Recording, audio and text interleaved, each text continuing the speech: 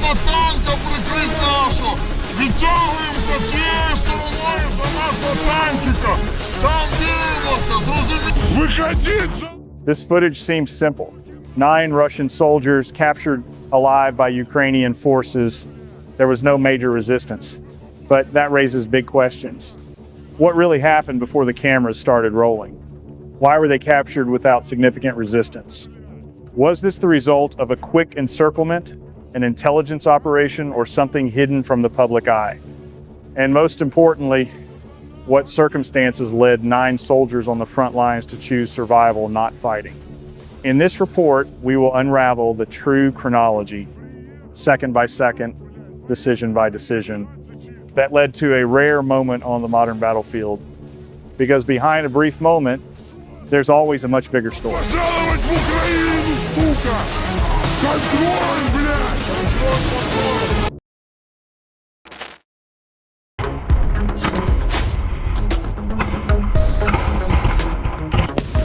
The footage opens as a squad of Ukrainian elite troops has just arrived at the operational location.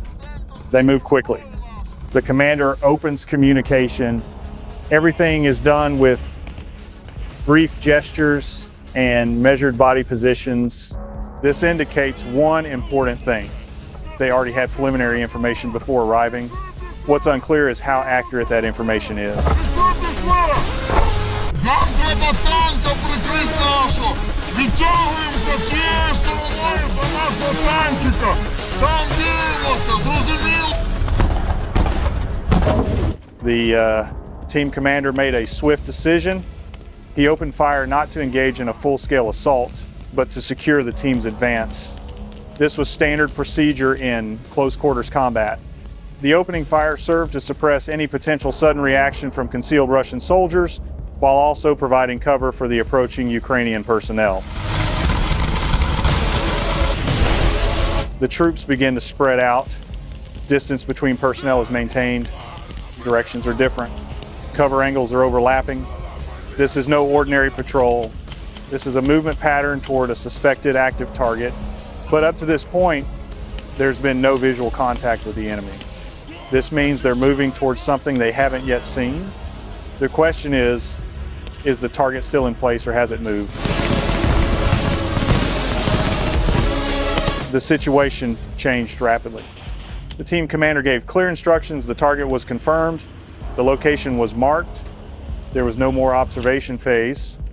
The next order, advance and capture the area. The Ukrainian forces immediately moved into their respective sectors. Not all of them advanced simultaneously. Some pressed from the front, others moved to cut off the escape routes. This was not simply a direct attack. This was an encirclement maneuver. Each move was designed to close off the movement, narrow the options, and control the situation before the enemy could respond. The objective was clear. The Russian forces within the area would have no way to retreat. The pressure was coming from several directions at once. Their safe havens were disappearing one by one. And at this point, the operation entered its most crucial phase. Would they try to hold on, or would they realize that their position was completely locked down? The next moment would tell the story. Finally, they were spotted. A group of Russian soldiers were found hiding. Their position was hidden and visible from a distance. They could only be located by direct approach. This explains why the operation was conducted so cautiously from the start. But one thing immediately raises new questions. Were they trapped, or were they waiting? And more importantly, what happened in the seconds before they were finally secured? Now we enter the crucial moment. How did direct contact occur? What were the reactions of both sides? And why did this situation end without a major battle? On to the security phase.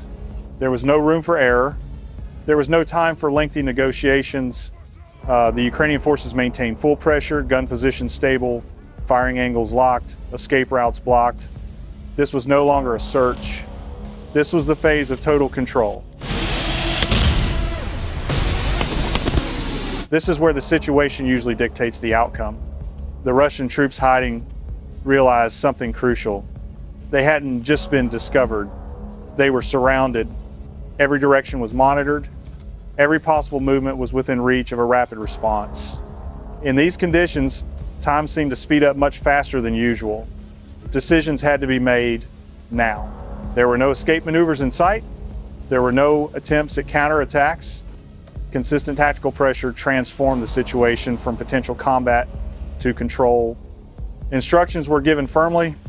Movements were closely monitored. The risk of escalation was kept to a minimum. And in a matter of moments, a situation that could have led to a major firefight ended in stability. One by one, positions are controlled. The area is re-examined. Each individual is ensured to be no longer a threat. This is the most sensitive phase of a close quarters operation because a small mistake can change the situation immediately. But control remains. What started as a search operation ends as a full-fledged security operation. In close quarters encirclement operations, position determines everything. Ukrainian forces don't just find hiding spots, they control the direction of movement around them. This means retreat routes are closed, coverage is limited, any outward movement is immediately visible. In practical terms, this creates a situation where Russian forces have no realistic maneuvering options. In military tactics, this is called positional dominance when one side controls space, not just contact. And when space is controlled, the opponent's decisions are severely limited. Pressure doesn't always mean continuous fire. Steady, measured pressure is more effective.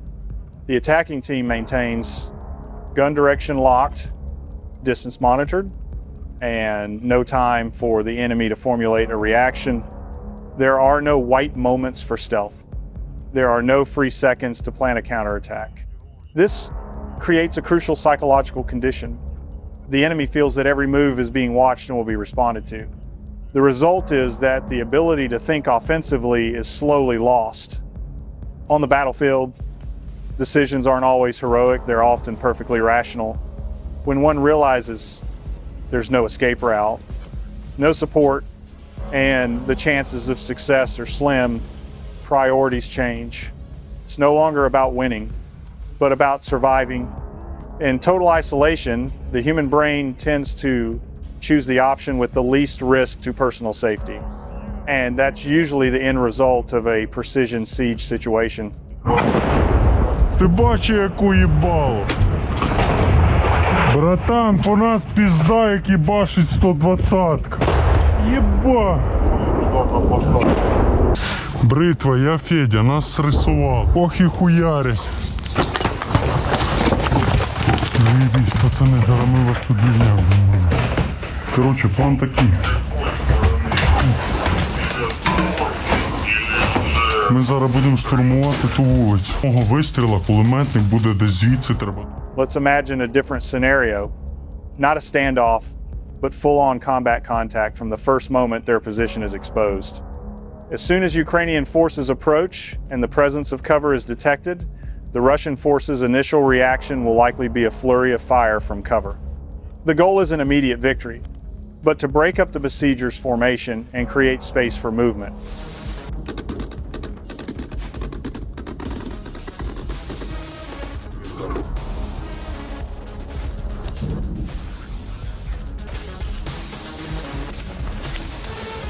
Within the first few seconds, the situation will become extremely chaotic.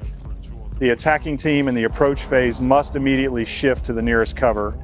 Communication becomes rapid, concise, and highly technical. The primary priority shifts from area control to defending against direct fire. If the return fire is intense enough, the immediate effect is a loss of siege tempo. The forces previously controlling the perimeter are forced to focus on resisting forward pressure. At this point, the possibility opens up for the concealed side to attempt an exit maneuver, usually in the direction of least pressure. Ними їх і роз'їбем.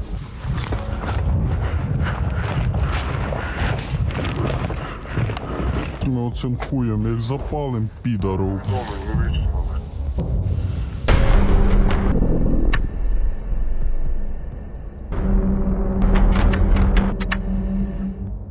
However, that opportunity remains extremely limited because in a close range encirclement scenario, the advantage remains with the side that first controls the open space. This means that any attempt to exit will likely be met with immediate fire from another angle. If the resistance continues any longer, the situation almost certainly escalates into a high-intensity, close-quarters engagement. Short distances accelerate everything.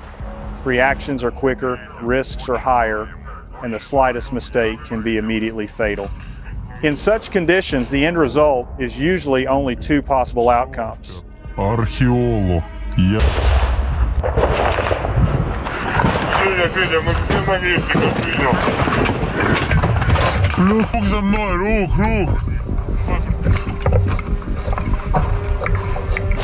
Пацани, починайте роботу. Ще один. First, the resistance manages to create a narrow gap and some personnel manage to retreat, but at the cost of high casualties. Second, counter pressure from the encircling team increases until the defensive position is no longer tenable and control is achieved, but only after significant combat contact. The deciding factor is not courage, but timing and position. At such close range, the side that loses control of the space early on almost always faces very narrow choices. That's why in many real-life situations, such engagements end quickly, because both sides understand that the first few seconds are enough to determine the course of the entire battle. From a military observer's perspective, the way a unit reacts when surrounded is heavily influenced by the doctrine that has shaped their thinking since basic training. In the NATO approach, surrounded situations are almost always considered emergencies that must be broken through as quickly as possible. The primary focus is not on holding on, but on restoring freedom of movement.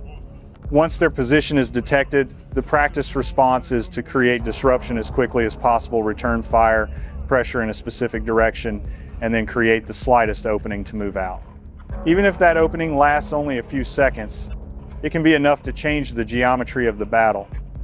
In this mindset, mobility is protection. Standing still for too long means ceding the tempo to the enemy. Сука, сейчас машини роблять діло.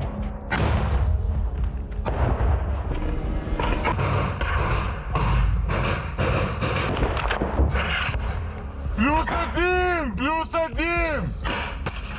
Крой, демон, нахуярилась! Я туда сейчас гранату ебану, братух!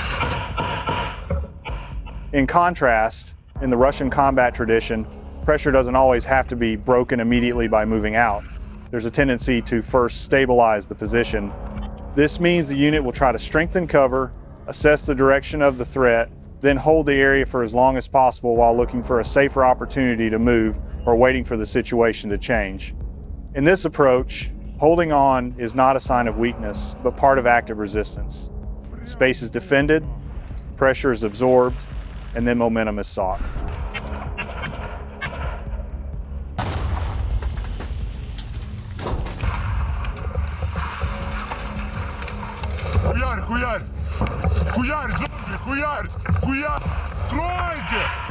This difference is particularly pronounced in close quarters, such as the scenario we discussed. If a unit with an aggressive mobility mindset finds itself surrounded, they tend to try to break the pressure even before the encirclement is fully established.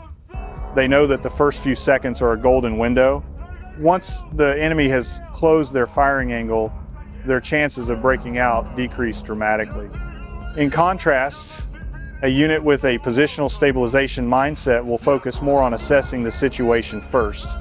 They might hold off on major movements, maintain cover, and wait for a moment when they perceive a more controlled position. This approach can be effective if there is still time and space, but in a very close encirclement, time is often not on the side of the waiter. Зараз все нормально буде, то вони нам пиздець як поможуть.